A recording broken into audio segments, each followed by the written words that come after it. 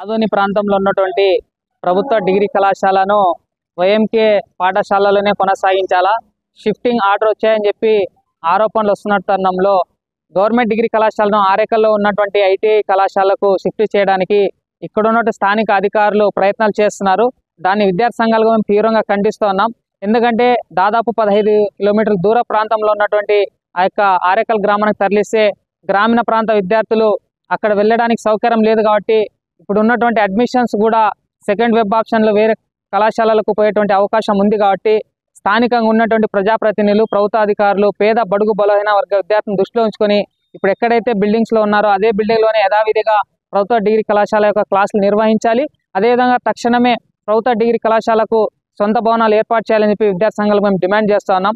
ఒకవేళ పొరపాటున ఆ యొక్క బిల్డింగ్ని షిఫ్ట్ చేయాలనే ఆలోచనను మానుకోకపోతే విద్యార్థి సంఘాల ఆధ్వర్యంలో విద్యార్థిని కూడా కలుపుకొని రాబోయే రోజుల్లో పెద్ద ఎత్తున కార్యక్రమాలకు కూడా మేము శ్రీకారం చుట్టామని చెప్పి ఈ సందర్భంగా తెలియజేస్తా ఉన్నాం. ఏఎస్ఎఫ్ జిల్లా కార్యదర్శి. ఆరేకల్ గురుకుల పాఠశాలలో ఉన్నటువంటి మైనార్టీ బిల్డింగ్స్లోన షిఫ్ట్ చేయాలని చెప్పి ప్రజాప్రతినిధి అధికారులు కూడా ఆర్డర్ కాపీలు వచ్చాయని చెప్పి కూడా చెప్తా ఉన్నారు. ఆర్డర్ కాపీలు విద్యార్థి సంఘాలు మేము అడిగితే మేము ఇవ్వమని చెప్పి కూడా బహిర్గంగా చెప్పేటువంటి పరిస్థితి ఈరోజు ఏర్పడింది.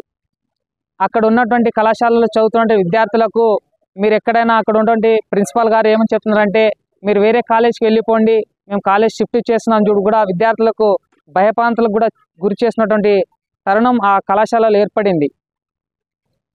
ముందుగా స్థానిక సబ్ కలెక్టర్ ఆఫీస్ ముందు ధర్నా నిలిచిపోవడానికి కారణం ఏమంటే దాదాపు 30 సంవత్సరాల నుండి విద్యార్థి సంఘాల నాయకులు పోరాడి తెచ్చుకున్నటువంటి ప్రభుత్వ డిగ్రీ కళాశాల ఏదైతే ఇప్పుడు వైఎంకే హై స్కూల్లో రన్ చేస్తూ ఉన్నారో ఆ గవర్నమెంట్ డిగ్రీ కాలేజీని మార్చడానికి నాయకులు అధికారులు శ్రీకారం చుడుతూ ఉన్నారు.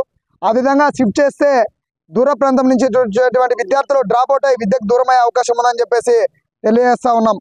దాన్ని షిఫ్ట్ చేసేటువంటి ఎవరు షిఫ్ట్ చేయమని అడిగారని చెప్పేసి మేము అడుగుతా ఉన్నాం. కావున యథావిధిగా అక్కడే తరగతులు నిర్వహించాలి. మీకు చేతనైతే ప్రభుత్వ డిగ్రీ కళాశాలకు సొంత భవనం నిర్మించి ఆ స్థానికంగా పట్టణంలోనే తరగతులు నిర్వహించాలని చెప్పేసి తెలియజేస్తా ఉన్నాం. షిఫ్ట్ చేసినట్టయితే విద్యార్థి సంఘాలుగా అందరూ కలిసికట్టుగా విద్యార్థులను ఐకమత్యం చేసి పెద్ద ఎత్తున ధర్నాలు నిర్వహిస్తామని చెప్పేసి తెలియజేస్తా ఉన్నాం. నా పేరు Lingappa, student union JAC co convener.